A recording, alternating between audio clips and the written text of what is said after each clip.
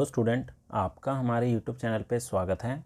आज की इस वीडियो में हम क्लास 9th की जो मैथ्स की वर्कशीट है, वर्कशीट नंबर 8, उसको डिस्कस करेंगे। तो आइए स्टार्ट करते हैं। तो आज की वर्कशीट में हम पढ़ेंगे रेखा, रेखाखंड और किरण के बारे में। ठीक है, तो आइए स्टार्ट करते हैं। तो सबसे पहले हम देखते हैं कि रेखा हम किसको कहते हैं।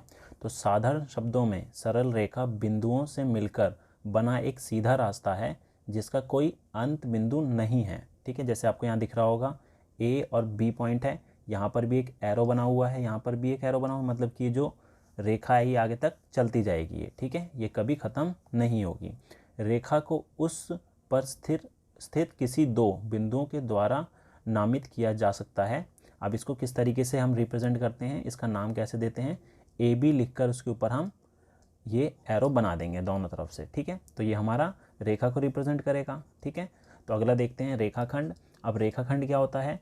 रेखाखंड रेखा का वह भाग है जिसके दोनों ओर अंत बिंदु निश्चित है, रेखाखंड को मापा जा सकता है। ठीक है, अब यहाँ पर क्या होता है, रेखाखंड में इसके जो है अंत बिंदु होते हैं, मतलब इसको आगे तक हम नहीं बढ़ा सकते। ठीक है, और इसको हम क्या कर सकते हैं, नाप भी सकते हैं, लेकिन जो रेखा है उसको हम नाप नहीं सकते क्योंकि इसका कोई अंत बिंदु नहीं होता। ठीक है, अब देखते हैं कि किरण क्या होती है। ठीक है, तो किरण रेखा का वह भाग है, किरण रेखा का वह भाग है जिसका एक अंत बिंदु है किंतु दूसरी दिशा में यह अनंत है। ठीक है, अब देखिए यहाँ पर जो है ए पॉइंट तो हमारा अंत बिंदु है, मतलब इसके आगे हम नहीं बढ़ा सकते, लेकिन बी की तरफ से हम आगे तक बढ़ा सकते हैं। ठीक है, तो इसको हम किस तरीके से रिप्रेजेंट करते हैं, ए बी लिख कर उसके ऊपर हम एरो बना देंगे। ठीक है, तो आपको समझ में आ गया होगा रेखा क्या है, हम दोनों तरफ से बढ़ा सकते हैं, रेखाखंड को हम नहीं बढ़ा सकते और किरण को हम एक दिशा से बढ़ा सकते हैं। ठीक है, तो ये था हमारा रेखा, रेखाखंड और किरण में अंतर।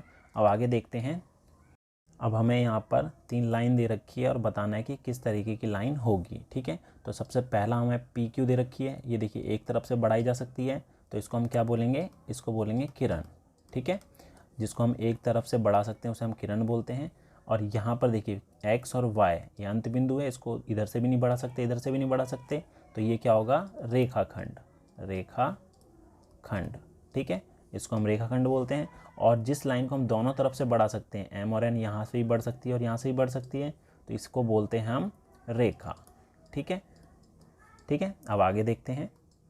अब आगे हमें यहाँ पर कुछ कोण के बारे में बताया गया है, आइए देखते हैं कि ये कोण क्या क्या होते हैं। तो सबसे पहला हमारा यहाँ पर है, तो अब हम देखते हैं कि जो शीर्ष विमुख कोण है और सरल रेखा युग्म है वो किस तरीके के कोण होते हैं। तो यहाँ पर आपको 2 लाइन दे रखी है, लाइन एल और लाइन एम, दोनों एक दूसरे को टच कर रही है एक पॉइंट पे। ठीक है, तो इनके बीच में हमारे पास यहाँ 4 कोण बन रहे हैं, पहला, दूसरा, तीसरा और चौथा कोण। ठीक है, तो यहाँ पर जो शीर्षाभिमुख कोण होते हैं वो कौन से कोण होते हैं, जो आमने सामने के कोण होते हैं, जैसे एंगल 2 हो गया और एंगल 4 हो गया, तो ये दोनों कोण बराबर होंगे। ऐसे ही एंगल 1 हो गया और एंगल 3 हो गया, तो ये दोनों कोण भी क्या होंगे, बराबर होंगे। ठीक है, अगर ये हमें दे रखा है 60 डिग्री का तो ये भी 60 डिग्री का होगा, और ये अगर 120 डिग्री का दे रखा है तो ये भी क्या होगा, 120 डिग्री का होगा। ठीक है, अब देखते हैं सरल रेखा युग्म क्या होता है। अब सरल रेखा युग्म का मतलब ये होता है कि अगर कोई लाइन है, ठीक है, ये सरल रेखा है, यहाँ से अगर मैं 2 कोण बना दूँ या 2 से ज़्यादा कोण बना दूँ तो उनका योग जो होगा हमेशा कितना होगा, 180 डिग्री का। ठीक है, यहाँ पर 2 कोण बन रहे हैं, एक ही रेखा पे बन रहे हैं दोनों कोण। ठीक है, तो ये अगर 60 डिग्री का है तो ये हमारा 120 डिग्री का होगा, दोनों का योग कितना होगा, 180 डिग्री। ठीक है, तो ये आपको याद रखना है। अब यहाँ पर जो है, यहाँ पर कौन कौन से कोण हैं जो सरल रेखा युग्म बना रहे हैं, देखिए 2 और 1 एंगल मिलाकर भी बना रहा है। ठीक है, 2 और 3 मिलाकर भी बना रहा है, 4 और 3 मिलाकर भी बना रहा है, 4 और 1 मिलाकर भी ये बना रहा है। ठीक है, तो ये सारे के सारे कोण हमारे सरल रेखा युग्म कहलाएंगे। ठीक है, अब देखते हैं कि अगर हमें 2 समांतर रेखाओं को एक तीसरी लाइन कट कर रही है, ठीक है, तो इनके बीच में जो कोण बनते हैं उनको हम क्या क्या कहते हैं। ठीक है, तो आइए देखते हैं। अब देखते हैं कि अगर 2 पैरेलल लाइन समांतर रेखाओं को एक तीसरी तिर्यक रेखा काट रही है तो यहाँ पर जो भी कोण बनेंगे उनको हम किस नाम से जानते हैं। ठीक है, तो यहाँ पर आपको दिख रहा है कि L और M 2 समांतर रेखाएं हैं, और जो N है, ये वाली जो रेखा है N है, इसको हम बोलते हैं तिर्यक रेखा। ठीक है, इसको हम तिर्यक रेखा बोलते हैं, ये आपको पता होना चाहिए। ठीक है, तो यहाँ पर हमारे पास 8 एंगल बन रहे हैं, एंगल 1 2 3 4 5 6 7, 8। ठीक है, तो अब देखते हैं कि इसमें से कौन कौन से एंगल को हम किस नाम से जानते हैं। पहला है हमारा संगत कोण युग्म। अब संगत कोण युग्म कौन कौन से होते हैं, अब देखिए ऊपर यहाँ पर ये एंगल 1 है, ठीक है, ये इस लाइन के ऊपर बन रहा है। ऐसी एम लाइन के ऊपर जो इसी तरफ बन रहा है वो 5वां है, तो 1 और 5 ये भी हमारे संगत युग्म है। इसी तरीके से 2 और 6 ये भी हमारे संगत युग्म है, और 3 और 7 हो गए, और 4 और 8 हो गए। ठीक है, तो ये आपको दिख रहा होगा। ठीक है, एंगल 1 और 5, 2, 6, 3, 7 और 4, 8 ये हमारे एंगल जो होते हैं उसको हम बोलते हैं संगत कोण बोलते हैं। ठीक है, उसके बाद आता है एकांतर कोण कौन से होते हैं। अब एकांतर कोण कौन से होते हैं, अगर दो समांतर रेखाएं जा रही हैं, ठीक है, और इसको तीसरी लाइन कट कर रही है, तो अंदर भी हमारे यहाँ पर 4 कोण बन रहे हैं। ठीक है, तो यहाँ पर 3, 4, 5 और 6 ये 4 कोण है जो अंदर के कोण है। ठीक है, तो यहाँ पर जो बराबर होंगे वो होंगे क्रॉस वाले। 3 हो गया 5 के बराबर, 4 हो गया 6 के बराबर, तो ये वाले कोण जो होंगे वो क्या होंगे, एकांतर कोण होंगे। उसके बाद है बाहर एकांतर कोण बराबर हैं। ठीक है, बाहर के भी जो कोण होंगे उसके भी क्रॉस में देखिए, 1 7 के बराबर हो जाएगा और 2 जो है 8 के बराबर हो जाएगा। इसको बोलते हैं बाहरी एकांतर कोण। ठीक है, उसके बाद एक और कोण बनते हैं हमारे तिर्यक छेदी रेखा द्वारा एक ही ओर बने अंतःकोण युग्म संपूरक हैं। अब इसका मतलब क्या होता है, इसका मतलब ये होता है कि अगर दो समांतर रेखाएं जा रही हैं, उसको तीसरी तिर्यक रेखा कट कर रही है, तो यहाँ पर जो एक ही तरफ के कोण हैं अंदर के, 4 हो गया और 5 हो गया, एंगल 4 और एंगल 5, इनका योग जो है 180 होता है। इसी तरीके से 3 का और 6 का भी, एंगल 3 का और एंगल 6 का भी 180 डिग्री होता है। ठीक है, तो उम्मीद है आपको समझ में आ गया होगा संगत कोण किसको कहते हैं, एकांतर कोण किसको कहते हैं, बाहरी एकांतर किसको कहते हैं, और संपूरक कोण किसको कहते हैं। ठीक है, अब देखते हैं वर्कशीट में हमें एक क्वेश्चन दिया गया है, उसको किस तरीके से सॉल्व करना है।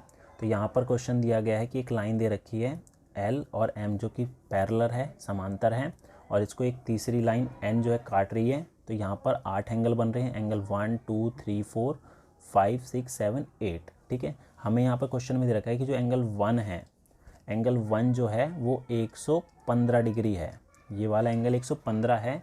तो बताना है कि एंगल 2 कितने डिग्री का होगा, 3 कितने का होगा, 5 कितने का होगा और 8 कितने का होगा। ठीक है, तो इसको किस तरीके से सॉल्व करेंगे ये देखते हैं।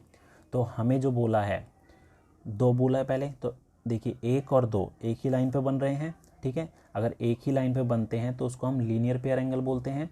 ठीक है, तो यहाँ पर लीनियर पेयर एंगल जो हमने सीखा है आज की वर्कशीट में, उसमें सीखा है कि एंगल 1 जो है एंगल 2 के बराबर, एंगल 1 प्लस एंगल 2 जो है 180 डिग्री के बराबर होता है। दोनों को जोड़ने के बाद 180 डिग्री आता है, और एंगल 1 जो है 115 डिग्री दे रखा है। तो एंगल 2 निकाल सकते हैं हम 180 से इसको माइनस करके। तो एंगल 2 कितना आ जाएगा, 180 डिग्री में से अगर 115 माइनस करेंगे तो हमारे पास कितना आ जाएगा, 65 डिग्री। ठीक है, तो एंगल 2 हमारा कितना आ गया, 65 डिग्री आ गया। अब बाकी के एंगल निकालते हैं, एंगल 3, 5 और 8। ठीक है, तो यहाँ पर हमें ये दे रखा है 115। ठीक है, एंगल 1 जो है हमें 115 दे रखा है, एंगल 2 हमने निकाल लिया है, कितना है, 65 डिग्री है। अब हमें कौन कौन से निकालने हैं, एंगल 3 निकालना है, एंगल 5 भी निकालना है और एंगल 8 निकालना है, ये 3 एंगल निकालने हैं। ठीक है, तो 2 एंगल तो हमें पता ही लग गए कौन से, एंगल 1 कितना है, 115 है, और एंगल 2 जो है वो 65 डिग्री है। ठीक है, तो अगर हमें एंगल 2 दे रखा है 65, ठीक है, तो एंगल 4 भी 65 होगा। क्यों, क्योंकि ये क्या है, vertically opposite angle, vertically opposite angle. ठीक है, वर्टिकली अपोजिट एंगल इक्वल हो, तो ये भी हमारा कितना हो गया, 65 डिग्री हो गया। ठीक है, इसी तरीके से एंगल 1 एंगल 3 के इक्वल होगा, तो एंगल 1 जो है एंगल 3 के इक्वल हो जाएगा 150 डिग्री। ये भी क्या है, वर्टिकली अपोजिट एंगल। तो हमें एंगल 3 भी पता लग गया है, कितना है, 150 डिग्री है। ठीक है, तो अब हमें कौन सा निकालना है, 5वां और 8वां निकालना है। तो 1 और 5 ये दोनों एंगल बराबर होंगे, क्यों, क्योंकि ये कॉरस्पॉन्डिंग एंगल है। ठीक है, इसको बोलते हैं हम संगत कोण। तो एंगल 1 जो है एंगल 5 के इक्वल हो जाएगा 115 डिग्री। इसको रीज़न क्या लिखेंगे, कॉरस्पॉन्डिंग एंगल, और हिंदी में क्या बोलेंगे इसे, संगत कोण। ठीक है, तो ये दोनों बराबर होते हैं, अभी हमने पढ़ा है। और एंगल 4 एंगल 8 के बराबर हो जाएगा, एंगल 4 एंगल 8 के बराबर हो जाएगा, ये भी कॉरस्पॉन्डिंग एंगल है, संगत कोण है। ठीक है, तो हमारा एंगल 3 कितना हो गया, 115 डिग्री। एंगल 5 कितना हो गया हमारा, ये भी 115 डिग्री हो गया है। और एंगल 8 कितना हो गया है, 65 डिग्री। ठीक है, तो ये थी हमारी आज की वर्कशीट। उम्मीद है आपको हमारा वीडियो पसंद आया होगा। Thank you.